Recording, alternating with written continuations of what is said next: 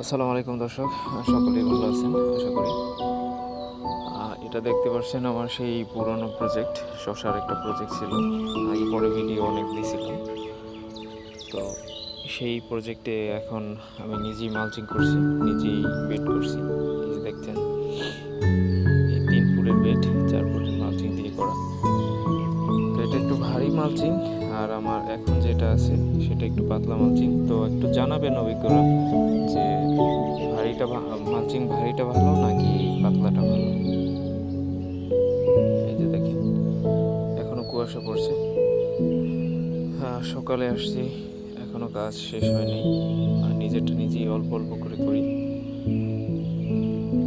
Labour ছাড়া।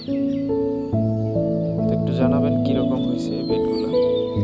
তো হাজারো সংকটের মাঝে কাজটা চালু করলাম। দোয়া করবেন সবাই, চ্যানেলটি সাবস্ক্রাইব করবেন, লাইক কমেন্ট করে জানাবেন।